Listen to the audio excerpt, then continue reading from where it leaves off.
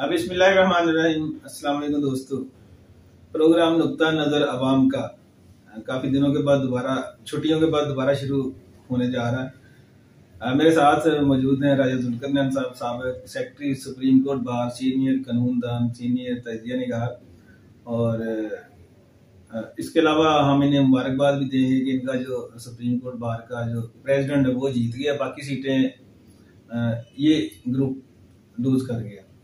तो आज जो सबसे अहम बात है वो है अमेंडमेंट जो कानून में हुई, जिसमें सर्विस चीफ को 5 साल के लिए यानी कि वो 5 साल पूरा करेंगे। पहले उनका जो टेनोर था वो अब खत्म हो गया। अब वो 5 साल पाकिस्तान की कौम की खिदमत करेंगे।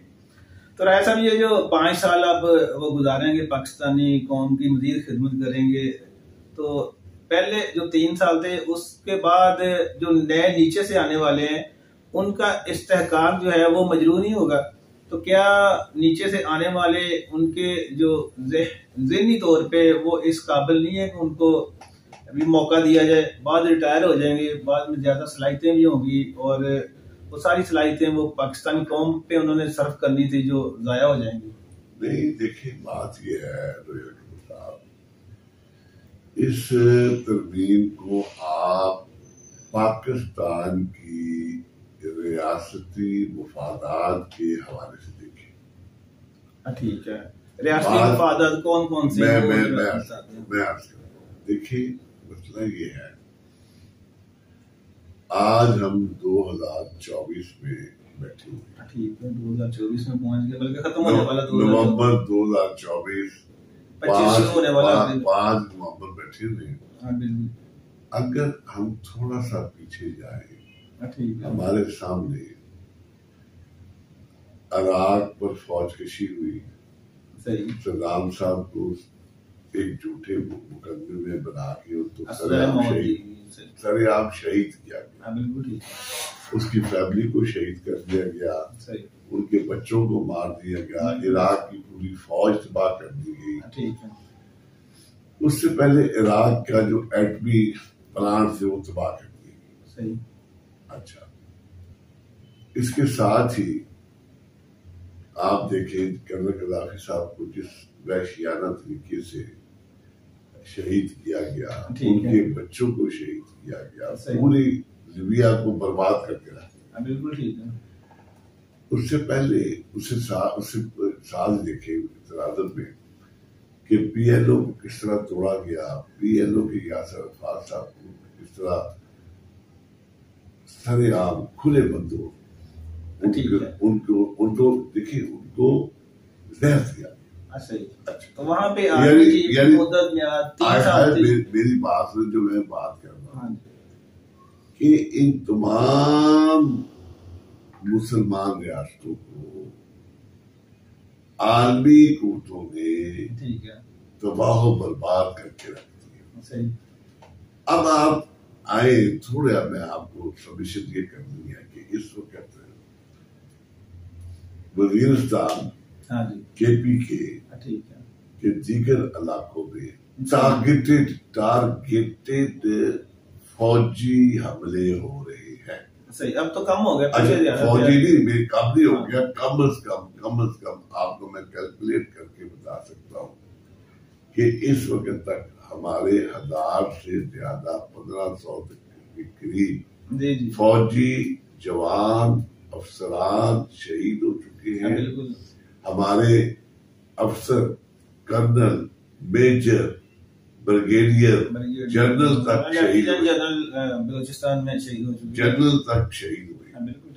अच्छा, बात यह है कि मुकामी पुलिस वो भी शहीद हो रही है, मुकामी पुलिस भी शहीद हो रही है, पंजाबी लोगों को टारगेट करके भी कत्ल किया है। देखिए, पंजाबी जानबूझ के एक कोशिश की जा रही थी। अब ये मैं जो कहना चाह रहा हूँ कि एक टारगेट जो हमला है वो 5-5 करोड़ रुपए का है।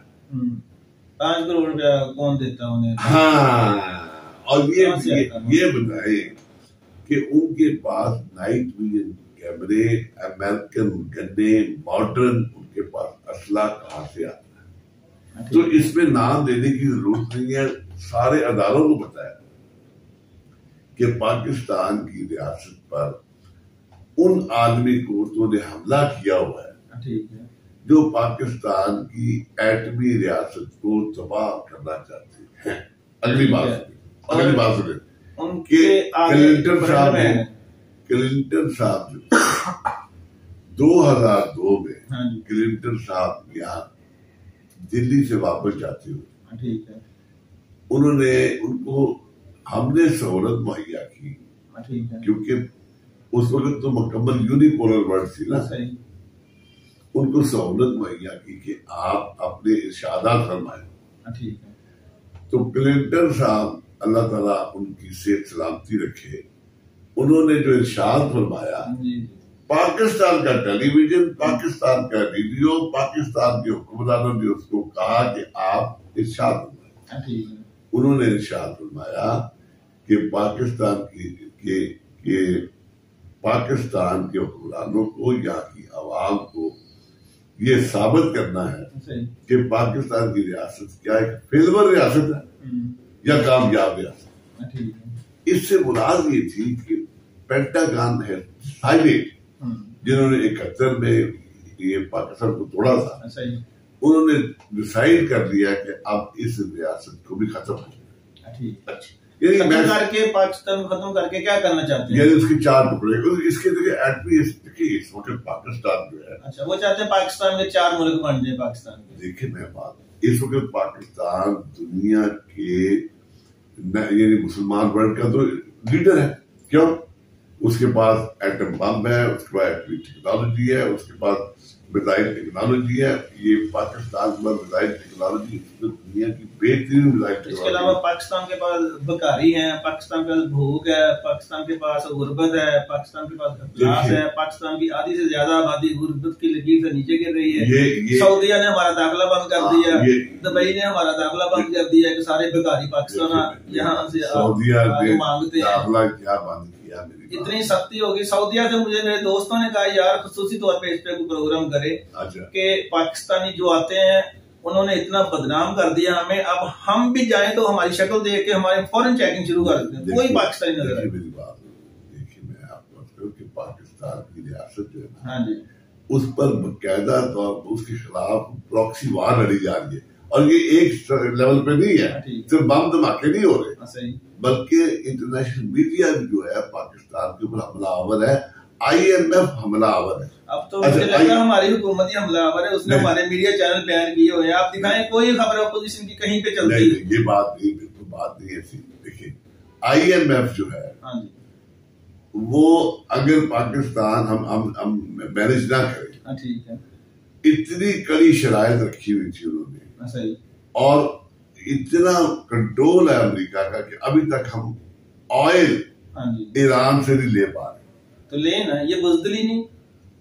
मेरी बात सुने आप, हमारी दिलेरी की बात है। दिलेरी कौन सी है? दिलेरी कोई मुझे बताएंगे, एक भी दिलेरी की हो किसी भी इशू पे?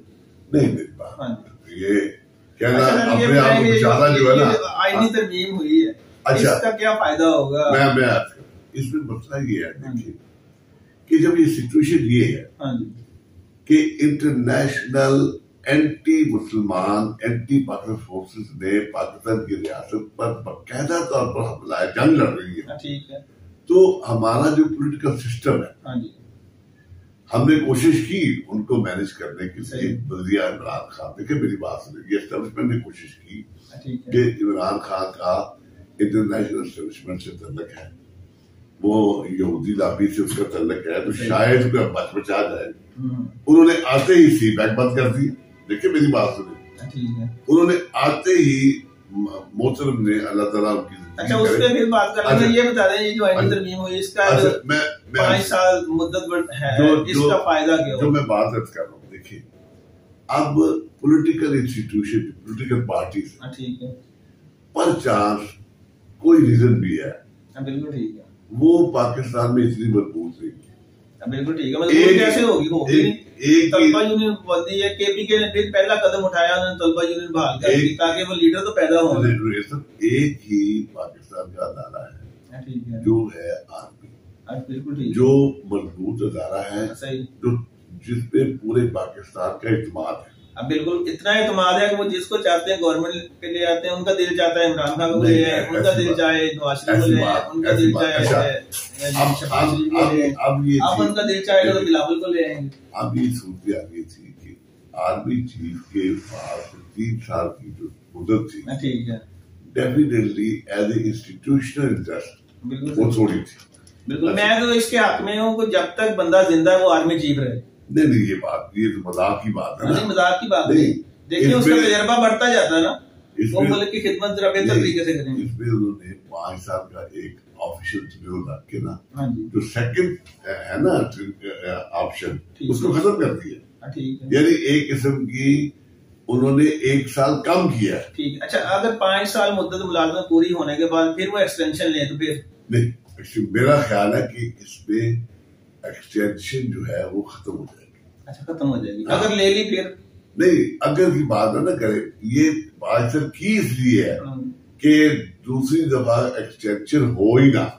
ठीक हो गया, चले, अच्छा, अच्छी बात है जी, ना हो तो। दूसरा, बाकी सर्विस चीफ की भी मुद्दत मुलाजमत बढ़ गई है। देखो ये कोई एक बंदे के लिए नहीं है ना, ये तो देखो आर्मी एक्ट में जो तब्दीली है, ये पर्सन स्पेसिफिक नहीं है। बिल्कुल, ये जो भी चीफ आएगा सही, वो ये फैसिलिटीज, ये अमेंडमेंट को उसको बेनिफिट भी मिलेगा, लेकिन ये मेरा ख्याल है जो मैं देख सकता हूँ, ये इंस्टीट्यूशनल इंटरेस्ट के हवाले से किया। राय साहब, आप तो पुराने सियासतदान हैं, इलेक्शन भी लड़ चुके हैं, तो आपका तजर्बा क्या कहता है कि पाकिस्तान की जो हुकूमतें हैं वो अवाम लेके आती है या फौज लेके आती है? देखिए जी, अभी तक बदकिस्मती है कि पाकिस्तान में जो पॉलिटिकल इंस्टीट्यूशन है वो बड़े कमजोर है। ठीक है। और बदकिस्मती ये है कि इंटरनेशनल एस्टेब्लिशमेंट ने, सही, और उनके जो यहाँ पर एजेंट थे, ठीक है, उन्होंने यहाँ पर सियासी पार्टियां बनने दी थी। ठीक है। और उनके एजेंट कौन थे जिन्होंने नहीं बनने दी? देखिए, उनके एजेंट वो खुद तो सामने नहीं ना। मेरी बात देखिए, आप उनके एजेंट कौन थे? 47 से ऑनवर्ड आप देखिए, ठीक है, कि देखिए पहले दिन से ही पाकिस्तान की रियासत के खिलाफ साजिश शुरू, बाबाए कौम को भी कत्ल किया गया, लियाकत अली खान को भी कत्ल किया गया, हमारा पहला CMC जनरल राजा इफ्तिखार खान वो भी प्यारे हाथ में शहीद हुए। आप देखें, इवन बाबाए कौम की सिस्टर, उनको जिसने जनाजा उसको अपना लाया, गुसल दिया, उनका कहना था उनके जिस्म पे जख्मों के निशान थे। अच्छा, मुराद ये है कि देखिए बड़ी मुश्किलों से ये रियासत जो है ना बच बचा, अब फिर भी 1971 में उन्होंने तोड़ दी। अच्छा, उस पहला एजेंट पाकिस्तान में अमेरिका का कौन था, कोई याद है आप? देखिए जी, मैं समझता हूँ एक कोई ना कोई तो एक एजेंट होगा ना जिसके आगे फिर ये सारा सिस्टम चल रहा है। देखिए, उसमें जो पहली कैबिनेट थी ना, उनमें से ज्यादा उनके परवरदा लोग थे। आप देखिए, सियासी लोगों में मैं बताता हूँ, जो सियासी लोग थे ना कैबिनेट में उस वक्त। देखिए, मैं अर्ज करता हूँ कि जनाबे चौधरी साहब, ठीक है, वो वजीर खारजा थे और वो कादियानी थे। जनाबे मलिक गुलाम अहमद साहब वजीर खजाना थे, वो कादियानी। ठीक। अच्छा, इसी तरह ये अफराद ऐसे थे जो ओवरऑल देखे तो जो लीडर्स उस वक्त पावर में आए हुए, वो अमेरिका के ज्यादा करीब थे। आपको याद होगा कि लियाकत अली खान साहब कैबिनेट ने पास किया कि हम वो रूस जाएंगे, वो रूस नहीं गए, अमेरिका चले गए। इससे मुराद यह है कि जिन लोगों ने जो पाकिस्तान के क्याम में नहीं, लियाकत अली खान साहब को इस्तेमाल किया गया ना। देखिए, पहले लियाकत अली खान साहब को इस्तेमाल किया बाबा कौम के खिलाफ, उनको शहीद किया, वो उन्हीं को, फिर लियाकत अली खान को भी शहीद किया। लेकिन मसला यह है कि ये वो इस सारे मामला पे इतने इम्पोर्टेंट थे। मैं CNC ग्रेसी था। अब देखिए, क्या अयूब खान साहब कर्नल थे, जब 5 अक्टूबर 1947 को महाराजा हरि सिंह ने ऐलान किया कश्मीर का हिंदुस्तान के साथ, तो बाबाए कौम को ये बहुत बुरा लगा। तो बाबाए कौम के जो मिलिट्री सेक्रेटरी थे मेजर जनरल राजा अकबर अली खान साहब, उन्होंने इस बात में जब बातचीत हुई कैबिनेट की, तो यहाँ से मुजाहिदीन जो है हमारे बाबाए कौम की रजामंदी से मुजाहिदीन कश्मीर में जाना शुरू, क्योंकि 97% तो मुसलमान से कश्मीर। अच्छा, कश्मीर के इशू पर 12-13 अक्टूबर तक ठीक है पूरे कश्मीर पर मुजाहिदीन का कब्जा हो चुका था। सही।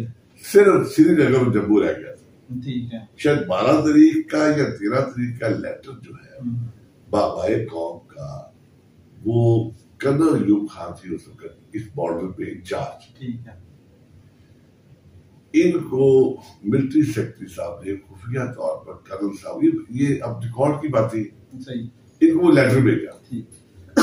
ये भाई साहब वो लेटर लेके चले गए सीधे। इनको कहा गया कि आप फौज लेके श्रीनगर जम्मू मुजाहिदीन की इमदाद में चले गए। ये एजेंट था, MI6 का आदमी था, अयूब खान बिल्कुल MI6 का आदमी था। सही। और अब तो साबित है ना, रिकॉर्ड तरीक में साबित है। वो सीधा चला गया जनरल ग्रेसी के पास। जनरल ग्रेसी साहब ने बात की लॉर्ड माउंटबेटन से। लॉर्ड माउंटबेटन साहब ने, क्योंकि वो उस वक्त गवर्नर जनरल से और कमांडर इन चीफ भी थे इंडिया के, उन्होंने जनाब फौजें 25 अक्टूबर 1947 पे कश्मीर में उतार। अब यहाँ पर सब आप माशाल्लाह सीनियर तरीन हमारे जर्नलिस्ट हैं और बहुत ही मैं समझता हूँ बहादुर जर्नलिस्ट में से। बड़ी मेहरबानी। यानी ये कश्मीर का जो इश्यू है, ये जब इंडिया ने फौजी नहीं उतारी, माउंटबेटन ने उतारी। अब कायदे आजम क्योंकि इस पे आए थे, जब असूल तय हुआ था कि जो मुस्लिम सीरीज वाली रियासतें वो हमारे साथ आएगी, जो उनकी हिंदू सीरीज वाली है उधर जाएगी। यहाँ 97% तो मुसलमान थे। इस बात पर बाबाए कौम की मीटिंग को, हाँ ये यहाँ पर ही हुआ वाकया बड़ा अहम है। कर्नल अयूब खान ने जब ये गद्दारी की ना, बाबाए कौम ने उसको मुअत्तल कर दिया। अब ब्रिगेडियर बशीर खान ने इसको अरेस्ट कर लिया। ये तारीख की बात है, ब्रिगेडियर बशीर खान ने इसको नंगा करके मारा। हाँ, गद्दार था, मारना भी चाहिए था। उन्होंने इसको बड़ा, यानी ब्रिगेडियर बशीर खान और राजा प्रसाद वगैरह जो एक आउटस्टैंडिंग नेशनलिस्ट थे, मुसलमान थे। और कहने की बात यह है कि गद्दार को तो देखो, इसको सजा बहुत देनी चाहिए थी। हुआ ये कि ग्रेसी साहब ने, क्योंकि 1935 के एक्ट के तहत अभी हर हुक्म जो है ताजे बरतारी का चलता था। अब नहीं चलता वो मैं उस वक्त नहीं, अब खत्म हो गया। CHC था वो अपना ग्रेसी ने उसको बहाल कर दिया कर्नल अयूब।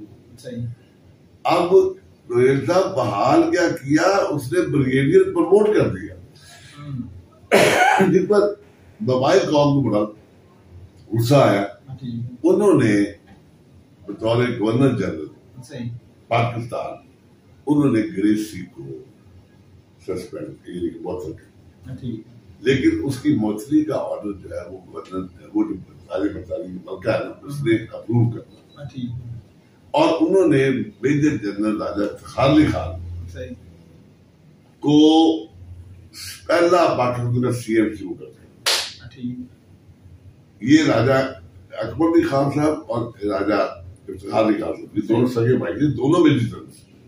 अच्छा, अब आप देखिए कि 7 मेजर जनरल थे मुसलमान। ये बंदा जो था अयूब खान उस वक्त कर्नल था, इसको उन्होंने कर्नल से ब्रिगेडियर बनाया। और हुआ ये कि जब ये कश्मकश शुरू हुई तो लॉर्ड माउंटबेटन ने 1 नवंबर 1947 को मीटिंग लाहौर में हुई, 1 to 1 बाबाए कौम की और माउंटबेटन। ये क्योंकि हिस्ट्री की बातें हैं, ये बदकिस्मती से हमारे जो पॉलिटिशियन है, इनको ये हिस्ट्री की बातें उस तरह अजबर नहीं है। उस मीटिंग में एजेंडा वाहिद ये था कि जो चीजें सेटलमेंट होनी थी, और बाबाए कौम ने कहा कि कश्मीर जो है ये पाकिस्तान में का नेचुरल, ये पॉलिसी हमें हमारे साथ आना चाहिए, नाइंसाफी, माउंट बैटन नहीं माना, लिहाजा वो ना हो गया, वो नकाब होगी मुलाकात। आप देखें 1 नवंबर को नकाब होती है, तो कितने वो तकड़े थे इंटरनेशनल वाले, उन्होंने फौरी तौर पर 2, 3, 4 नवंबर को बाबाए कौम के खिलाफ प्रोपोगंडा शुरू हो गया, बीमार हैं बीमार हैं बीमार हैं। और फिर जनाब यानी 25 नवंबर को या 26 नवंबर को यहाँ से उठाया और जियारत लेके, और उसको फौत हुई वापस आए। हाँ जी, जियारत कहते हैं कि वो उन्हें लेके जाने वाले जो काजी फायद ईसा साहब के वालिद थे, वो थे, उन्होंने गद्दारों का साहब कोई नहीं है। ये आज हम किसी को हो सकते हैं, किसी भी जगह हो सकते हैं। देखिए मेरी बात सुनिए, अच्छा जनरल याहिया के बारे में क्या ख्याल है आपका? वो भी गद्दार, गद्दार आदमी, बिल्कुल बिल्कुल गद्दार आदमी। और जनरल परवेज मुशर्रफ, परवेज मुशर्रफ को तो मैं समझता हूँ सीआईए का एजेंट। सही।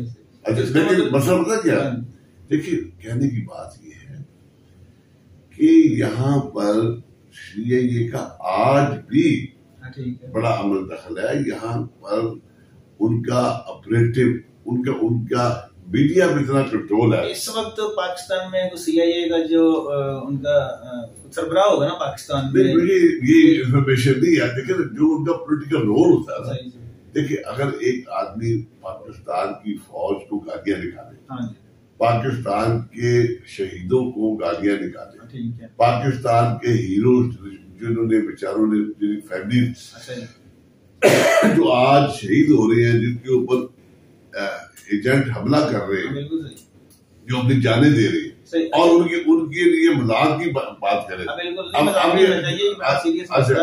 उनके लिए मजाक की बात करेगा तो डेफिनेटली उसके बारे में शक शुबे का इजहार किया जाता है। अच्छा राय साहब, एजेंट एक आता है, वो मर जाता है, उसके बाद फिर 2 एजेंट और पैदा हो जाते हैं, वो मार दिए जाते हैं, फिर उसके 4 एजेंट और आ जाते हैं।